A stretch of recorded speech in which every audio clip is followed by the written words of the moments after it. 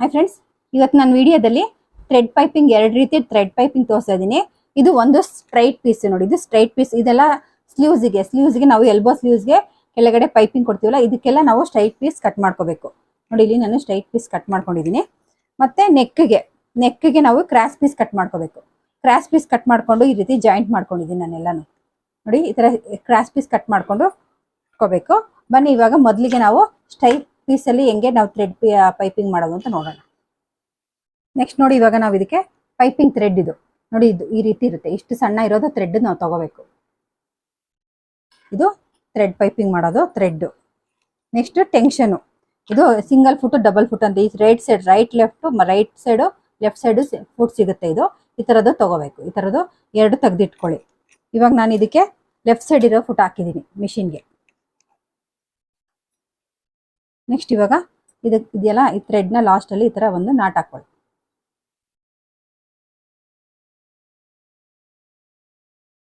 Not ಹಾಕೊಂಡು ಈ ರೀತಿ ಇಲ್ಲಿ ಇಟ್ಕೋಬೇಕು. ಇದನ್ನ ಎರಡು ಇದೆಯಲ್ಲ, ಈ ಬಟ್ಟೆನ ಈ ರೀತಿ ಡಬಲ್ ಫೋಲ್ಡ್ ಮಾಡ್ಕೋಬೇಕು. ಈ ರೀತಿ ಡಬಲ್ ಫೋಲ್ಡ್ ಮಾಡ್ಕೊಂಡು ನಾವು ಈ ಥ್ರೆಡ್ ಎಲ್ಲಿದೆ ಈ ಕಾರ್ನರ್ ಅಲ್ಲೇನೆ ಸಿಂಗಲ್ ಟೆನ್ಷನ್ ಹಾಕೊಂಡಿದ್ವಲ್ಲ, ಆ ಸಿಂಗಲ್ ಟೆನ್ಷನ್ ಇಂದ ಈ ಕಾರ್ನರ್ ಅಲ್ಲೇನೆ ಸ್ಟಿಚ್ ಮಾಡ್ಕೋಬೇಕು.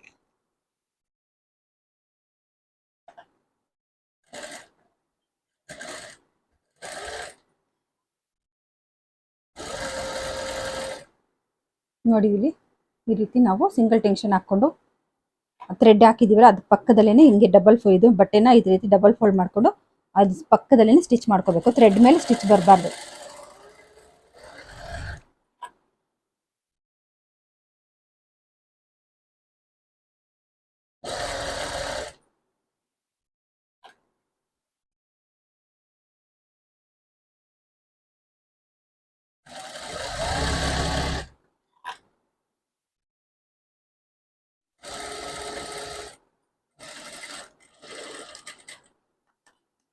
ನೋಡಿ, ಈ ರೀತಿ ಹೊಲ್ಕೋಬೇಕು. ಇವಾಗ ಅದೇ ಆಯ್ತು. ಇವಾಗ ಸ್ಲೀವ್ಸ್ಗೆ ನಾವು ಇನ್ವಿಸಿಬಲ್ ಥ್ರೆಡ್ ಪೈಪಿಂಗ್ ಹೆಂಗ್ ಹಾಕೋದು ಅಂತ ತೋರಿಸ್ತೀನಿ. ನೋಡಿ, ಇದು ಸ್ಲೀವ್ಸು. ನಾನು ಲಾಸ್ಟ್ ವಿಡಿಯೋದಲ್ಲಿ ಫ್ರಂಟು ಪ್ರಿನ್ಸ್ ಕಟ್ಟು ಮತ್ತೆ ಬ್ಯಾಕ್ ಅಲ್ಲಿ ಬೋಟ್ ನೆಕ್ ಬಂದಿದೆ. ಇದು ವಿಡಿಯೋ ನಾನು ಆಲ್ರೆಡಿ ಅಪ್ಲೋಡ್ ಮಾಡಿದ್ದೀನಿ. ನೀವೇನಾದ್ರು ನೋಡ್ಬೇಕಾದ್ರೆ ನಾನು ಇಲ್ಲಿ ಲಿಂಕ್ ಕೊಟ್ಟಿರ್ತೀನಿ, ನೀವು ಹೋಗಿ ನೋಡ್ಬೋದು. ಇವಾಗ ಇದಕ್ಕೆ ನಾನು ಥ್ರೆಡ್ ಪೈಪಿಂಗ್ ಮಾಡ್ತಾ ಇದ್ದೀನಿ, ಇನ್ವಿಸಿಬಲ್ ಥ್ರೆಡ್ ಪೈಪಿಂಗ್. ನೋಡಿ, ಮೊದಲಿಗೆ ನಾವು ಇಲ್ಲಿ ಸ್ಲೀವ್ಸ್ ಇದೆ ನೋಡಿ, ಇದೆರಡೂ ಲೈನಿಂಗ್ ನಾನು ಇನ್ನೂ ಅಟ್ಯಾಚ್ ಮಾಡಿಲ್ಲ. ನೆಕ್ಸ್ಟ್ ನೋಡಿ, ಇವಾಗ ನಾವು ಇದು ಮೇನ್ ಫ್ಯಾಬ್ರಿಕ್ ಮೇಲೆ ಇದನ್ನ ಇಟ್ಕೊಂಡು ನಾವು ಸ್ಟಿಚ್ ಮಾಡ್ಕೋಬೇಕು. ಸ್ಟಿಚ್ ಮಾಡೋಕ್ಕಿಂತ ಮುಂಚೆ ನೋಡಿ, ನಮಗಿದು ಪಟ್ಟಿ ಅಗಲ ಇದೆ ನೋಡ್ಕೊಂಡು ನೀವು ಇಲ್ಲಿ ಒಂದು ಟೆನ್ಷನ್ ಆಗೋಷ್ಟು ಇಷ್ಟು ಬಟ್ಟೆನ ಬಿಟ್ಬಿಟ್ಟು ನಾವು ಇದು ಎಕ್ಸ್ಟ್ರಾ ಇರೋದನ್ನ ಕಟ್ ಮಾಡ್ಕೋಬೇಕು. ನೋಡಿ, ಇವಾಗ ನಾನಿಲ್ಲಿ ಒಂದು ಟೆನ್ಷನ್ ಆಗೋಷ್ಟು ನಾನು ಇಲ್ಲಿ ಎಕ್ಸ್ಟ್ರಾ ಇರೋದು ಕಟ್ ಮಾಡ್ಕೊಂಡಿದ್ದೀನಿ. ಇವಾಗ ಮೊದಲಿಗೆ ನಾವು ಇದನ್ನ ಲೈನಿಂಗ್ ಇಲ್ಲಿ ಇಟ್ಬಿಟ್ಟು ಫಸ್ಟ್ ಈ ರೀತಿ ಹೊಲ್ಕೊಳ್ಳಿ. ಇವಾಗ ಕರೆಕ್ಟಾಗಿ ಈ ಕಾರ್ನರಲ್ಲಿ ಇಲ್ಲಿ ಇಟ್ಕೊಂಡು ನಾವು ಇವಾಗ ಒಂದು ಟೆನ್ಷನ್ ಎಲ್ಲಿಂದ ನಾವು ಹೊಲ್ಕೊಂಡಿದ್ವೋ ಈ ಕಾರ್ನರಲ್ಲಿ ಅದ್ರ ಮೇಲೆ ಇನ್ನೊಂದು ಸ್ಟಿಚ್ ಮಾಡ್ಕೊಳ್ಳಿ.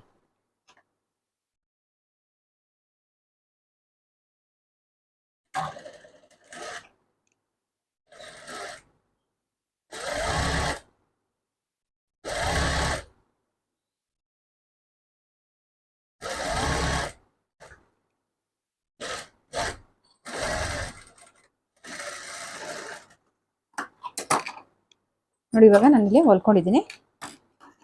ನೆಕ್ಸ್ಟ್ ಇವಾಗ ಇದ್ರ ಮೇಲೆ ಲೈನಿಂಗ್ ಇಟ್ಕೋಬೇಕು. ನೋಡಿ, ಇವಾಗ ಲೈನಿಂಗ್ ಇದೆಯಲ್ಲ, ಈ ಲೈನಿಂಗ್ನ ಈ ರೀತಿ ಮೇಲೆ ಇಟ್ಕೊಳ್ಳಿ. ಇದು ನಾವು ಮೊದಲೇ ಇದು ಹೊಲಿಬೇಕಾದ್ರೆ ಹೀಗೆ ಇಟ್ಕೊಂಡು ಒಂದೇ ಸಲ ಹೊಲ್ಕೋಬಹುದು. ಅದೇ ಬಿಗಿನರ್ಸ್ಗೆ ಇಲ್ಲಿ ಗೊತ್ತಾಗಲ್ಲ, ಸ್ವಲ್ಪ ಜಾರ್ ಬಿಡುತ್ತೆ. ಅದಕ್ಕೋಸ್ಕರ ನಾವು ಇಲ್ಲಿ ಹೊಲ್ಕೊಂಡ್ಬಿಟ್ರೆ ಒಂದು ಸ್ವಲ್ಪ ಜಾರಲ್ಲ, ನೀಟಾಗಿ ಬರುತ್ತೆ ಅನ್ನೋ ಕಾರಣಕ್ಕೋಸ್ಕರ ನಾನು ಈ ರೀತಿ ತೋರಿಸ್ತಾ ಇದ್ದೀನಿ. ನೋಡಿ, ಇವಾಗ ಕರೆಕ್ಟಾಗಿ ಇಟ್ಕೊಂಡು ಇವಾಗ ನಾವು ಇಲ್ಲಿ ನೋಡಿ, ನಮ್ಗೆ ಇಲ್ಲಿ ಕಾಣ್ತಾ ಇರುತ್ತೆ ಇದು ಪೈಪಿಂಗ್ ಥ್ರೆಡ್ ಇರೋದು. ಅದ್ರ ಕಾರ್ನರ್ ಅಲ್ಲೇ ಇನ್ನೊಂದು ಸ್ಟಿಚ್ ಮಾಡ್ಕೊಳ್ಳಿ. ಅವಾಗ ನಿಮ್ಗೆ ನೀಟಾಗಿ ಬರುತ್ತೆ, ಹೆಚ್ಚು ಕಡಿಮೆ ಆಗಲ್ಲ.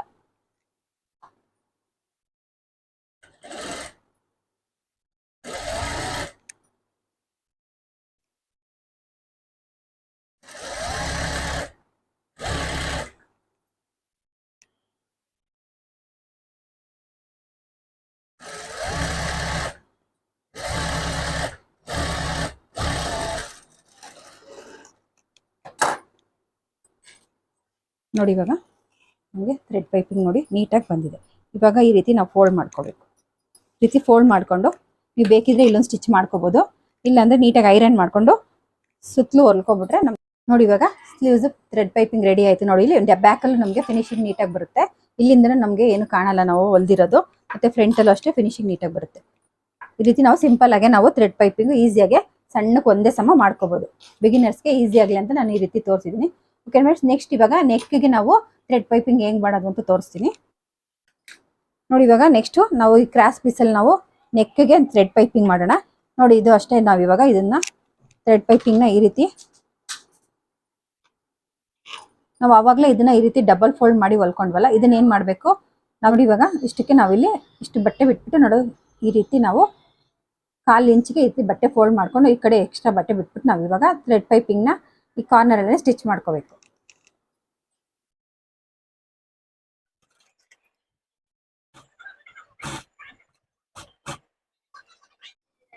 ನೋಡಿ. ಇವಾಗ ಇಲ್ಲಿ ಕಟ್ ಬಂದಿರ್ತಲ್ಲ, ಈ ಕಟ್ಟಿರೋದನ್ನ ಈ ರೀತಿ ಓಪನ್ ಮಾಡ್ಕೋಬೇಕು. ಓಪನ್ ಮಾಡ್ಕೊಂಡು ಆಮೇಲೆ ನಾವು ಇದನ್ನ ಈ ರೀತಿ ಫೋಲ್ಡ್ ಮಾಡ್ಕೊಂಡು ಮಾಡ್ಬೇಕು. ಅವಾಗ ಇಲ್ಲಿ ನಿಮ್ಗೆ ದಪ್ಪ ಬರಲ್ಲ, ಸಣ್ಣಗೆ ಬರುತ್ತೆ ನೋಡಿ. ಇವಾಗ ಈ ರೀತಿ ಓಪನ್ ಮಾಡ್ಕೊಂಡು ಇದನ್ನ ಈ ರೀತಿ ಫೋಲ್ಡ್ ಮಾಡ್ಕೋಬೇಕು.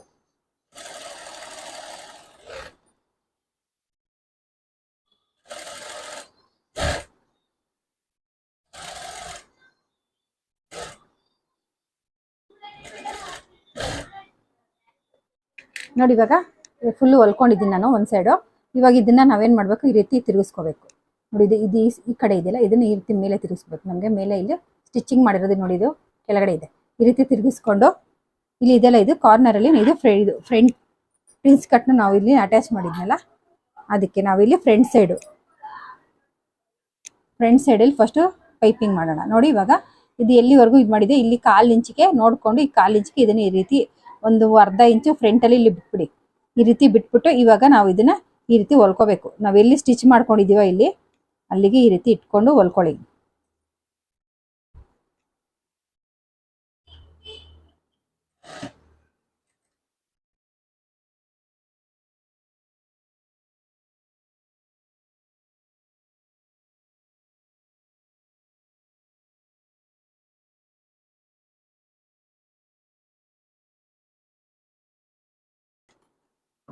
ನೋಡಿ ಇವಾಗ ನಾನು ಇಲ್ಲಿ ಬ್ಯಾಕ್ ಸೈಡ್ ತೋರಿಸ್ತಾ ಇದ್ದೀನಿ ನಿಮಗೆ. ನಮಗೆ ನೋಡಿ ಇದು ಒಂದು 1/4 ಇಂಚಿಗಿಂತ ಕಡಿಮೆ ನೋಡಿ, ಒಂದು 1/4 ಇಂಚಷ್ಟು ರೌಂಡ್ಗೆ ನಾವು ಬಟ್ಟೆನ ಇದು ಪೈಪಿಂಗ್ ಮಾಡಿದ್ವಲ್ಲ ಆ ಬಟ್ಟೆನ ಇಟ್ಕೊಂಡು ಸ್ಟಿಚ್ ಮಾಡ್ಕೋಬೇಕು. ಸ್ಟಿಚ್ ಮಾಡ್ಕೊಂಡು ನೆಕ್ಸ್ಟ್ ಇವಾಗ ಎಕ್ಸ್ಟ್ರಾ ಇರೋದನ್ನ ಒಂದು ಸ್ವಲ್ಪ ಉದ್ದ 1 ಇಂಚ್ ಎಕ್ಸ್ಟ್ರಾ ಬಿಟ್ಬಿಟ್ಟು ಇಲ್ಲಿ ಕಟ್ ಮಾಡ್ಕೊಳ್ಳಿ. ಈ ರೀತಿ ಕಟ್ ಮಾಡ್ಕೋಬೇಕು. ಕಟ್ ಮಾಡ್ಕೊಂಡ್ಮೇಲೆ ನೆಕ್ಸ್ಟ್ ಇವಾಗ ಇದು ತಿರ್ಗಿಸ್ಕೊಂಡು ನಾವು ಇಲ್ಲಿ ಸ್ಟಿಚ್ ಮಾಡಿರ್ತೀವಲ್ಲ, ಇಲ್ಲಿ ಬ್ಲೂ ಬಟ್ಟೆ ಇದೆ ನೋಡಿ. ಇವಾಗ ಇದು ನಮ್ಗೆ ಇದು ಆರೆಂಜ್ ಇದೆ, ಇದು ಬ್ಲೂ ಬಟ್ಟೆ ಇದೆಲ್ಲ ಮೇನ್ ಫ್ಯಾಬ್ರಿಕ್, ಅದನ್ನ ಕಟ್ ಹಾಕೋಬೇಕು ನಾವು. ಸುತ್ತಲೂ ಎಲ್ಲಿ ರೌಂಡ್ ಬರ್ತಿರುತ್ತೋ ಅಲ್ಲಿ ಕಟ್ ಹಾಕೋಬೇಕು.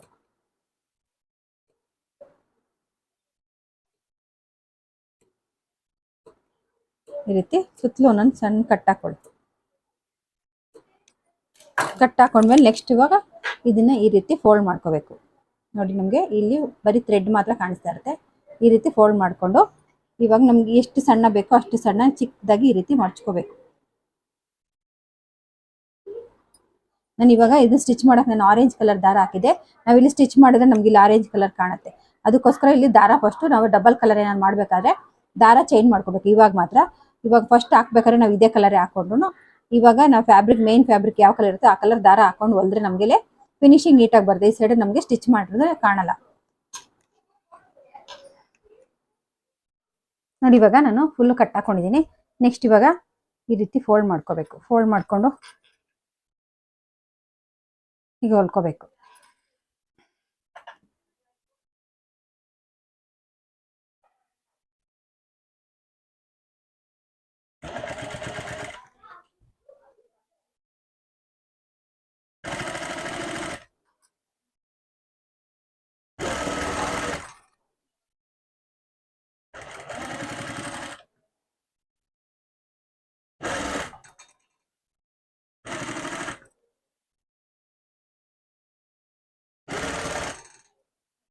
ನೋಡಿ ಇದು ಲಾಸ್ಟ್ ಇದೆಯಲ್ಲ, ಇಲ್ಲಿ ನಾವಿಲ್ಲಿ ಎಕ್ಸ್ಟ್ರಾ ಬಿಟ್ಟಿದೀವಲ್ಲ, ಇದು ದಾರ ಕಟ್ ಮಾಡಿ ಇಲ್ಲಿ 1/2 ಇಂಚ್ ಬಿಟ್ಟಿದೀವಲ್ಲ ಅದನ್ನ ಈ ರೀತಿ ಫೋಲ್ಡ್ ಮಾಡ್ಕೋಬೇಕು.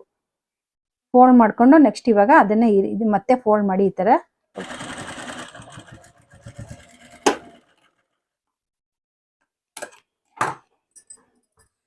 ನೋಡಿ. ಇವಾಗ ನಮ್ಗೆ ಇಲ್ಲಿ ಪೈಪಿಂಗ್ ನಮ್ಗೆ ಇಲ್ಲಿ ಕಾರ್ನರ್ ಅಲ್ಲಿ ಈ ರೀತಿ ಫೋಲ್ಡ್ ಮಾಡಿ ಮತ್ತೆ ಇದನ್ನ ಈ ರೀತಿ ಫೋಲ್ಡ್ ಮಾಡಿ ಹೊಲ್ಕೊಂಡಿದ್ದೀನಿ ನೋಡಿ. ನಿಮ್ಗೆ ಇಲ್ಲಿ ಕಾಣಿಸ್ತಿದೆ ಅನ್ಕೋತಾ ಇದೀನಿ. ಹೊಲ್ಕೊಂಡು ನೆಕ್ಸ್ಟ್ ಏನ್ ಮಾಡ್ಬೇಕು, ಇಲ್ಲಿ ಉದ್ದ ಬಿಟ್ಟಿದೀವಲ್ಲ ಬಟ್ಟೆ ಸ್ವಲ್ಪ ನಾವು ಈ ಥ್ರೆಡ್ ಇದೆಯಲ್ಲ, ಈ ಥ್ರೆಡ್ ನಮ್ಗೆ ಇಲ್ಲಿ ಥ್ರೆಡ್ ಅದನ್ನ ಸ್ವಲ್ಪ ಈ ರೀತಿ ಎಳ್ಕೋಬೇಕು. ಎಳ್ಕೊಂಡ್ರೆ ನಮ್ಗಿಲ್ಲಿ ನೀಟಾಗಿ ಶೇಪ್ ನೀಟಾಗಿ ಕುತ್ಕೊಳ್ಳುತ್ತೆ, ಟೈಟ್ ಆಗುತ್ತೆ ಅವಾಗ ನೀಟಾಗಿ. ನೋಡ್ಕೊಂಡು ನಿಮಗೆ ಎಷ್ಟು ಸ್ವಲ್ಪ ದಾರ ಎಳ್ಕೊಂಡ್ರೆ ನಮಗೆ ಇದು ನೀಟಾಗಿ ಫ್ರಂಟಲ್ಲಿ ನೆಕ್ ಶೇಪ್ ನೀಟಾಗಿ ಕುತ್ಕೊಳ್ಳುತ್ತೆ.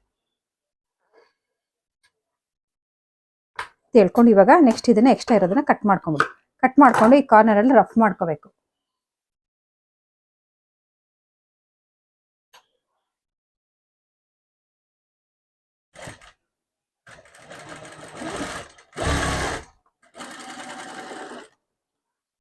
ಇವಾಗ ಇದಾಯ್ತು. ಇದೇ ರೀತಿ ನಾವು ಈ ಸೈಡನ್ನು ರೆಡಿ ಮಾಡ್ಕೊಳ್ಳೋಣ. ನೋಡಿ ಇವಾಗ ನಾನು 2 ಸೈಡನ್ನು ಪೈಪಿಂಗ್ ಮಾಡ್ಕೊಂಡಿದ್ದೀನಿ. ಈ ಸೈಡನ್ನು ಇವಾಗ ಬ್ಯಾಕ್ ಹೆಂಗ್ ಮಾಡೋದು ಅಂತ ತೋರಿಸ್ತೀನಿ. ಇವಾಗ ಬ್ಯಾಕಲ್ಲೂ ಅಷ್ಟೇ ಅದೇ ರೀತಿ ನಾವು ಇಟ್ಕೋಬೇಕು. ಇಲ್ಲೊಂದು ಸ್ವಲ್ಪ ಎಕ್ಸ್ಟ್ರಾ ಬಿಟ್ಬಿಡಿ. ಇಲ್ಲಿ ಬಿಟ್ಬಿಟ್ಟು ನೀವು ಇಲ್ಲಿ ಒಂದು 1/4 ಇಂಚ್ಗೆ ಈ ಕಾರ್ನರ್ ಸ್ಟಿಚ್ ಮಾಡ್ಕೊಳ್ಳಿ.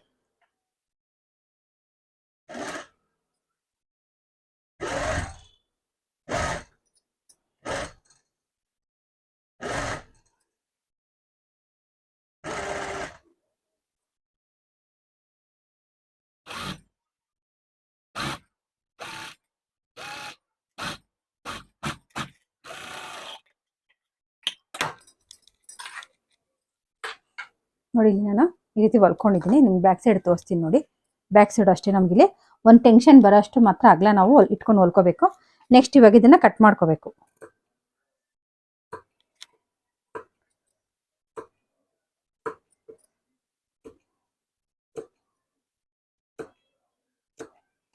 ನೋಡಿ ಇದು ಉದ್ದ ಇದೆ ನೋಡಿ, ಇದನ್ನ ಕಟ್ ಮಾಡಬಾರ್ದು. ನಾವು ಇಲ್ಲಿಂದೇ ಉದ್ದ ಬಿಟ್ಟಿದೀವಲ್ಲ ಇದನ್ನ ಕಟ್ ಮಾಡಬಾರ್ದು. ಇಲ್ಲಿ ಹೊಲ್ಕೊಂಡಿದೀವಲ್ಲ ಇದನ್ನ ಮಾತ್ರ ಕಟ್ ಮಾಡ್ಕೋಬೇಕು. ನೆಕ್ಸ್ಟ್ ಇವಾಗ ಇದು ಆಯ್ತು ನೋಡಿ, ಕಟ್ ಹಾಕೊಂಡಿದ್ದೀನಿ. ನೆಕ್ಸ್ಟ್ ಇವಾಗ ಈ ರೀತಿ ತಿರ್ಗಿಸ್ಕೊಂಡು ಮತ್ತೆ ಇದನ್ನ ಈ ರೀತಿ ಅದನ್ನ ಎಷ್ಟಿವರೆಗೂ ಅಲ್ಲಿ ಸ್ಟಿಚ್ ಮಾಡಿದ್ವು ಅದಷ್ಟು ಫೋಲ್ಡ್ ಮಾಡ್ಕೋಬೇಕು.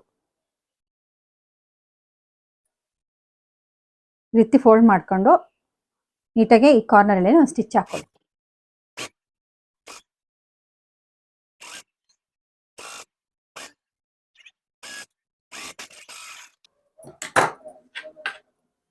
ನೋಡಿ ಇವಾಗ ಇದಾಯ್ತು.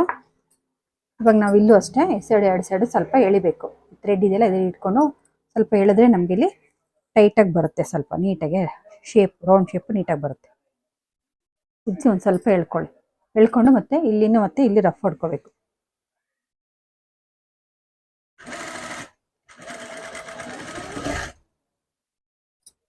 ನೋಡಿ ಇವಾಗ ಆಯ್ತು. ಬ್ಯಾಕಲ್ಲಿ ನಾನು ಪೈಪಿಂಗ್ ಮಾಡಿ ತೋರಿಸಿದ್ದೀನಿ ನೋಡಿ. ಇದು ಬ್ಯಾಕಲ್ಲಿ ಈ ರೀತಿ ಬರುತ್ತೆ, ಫ್ರಂಟಲ್ಲಿ ನಮಗೆ ಈ ರೀತಿ ಬರುತ್ತೆ.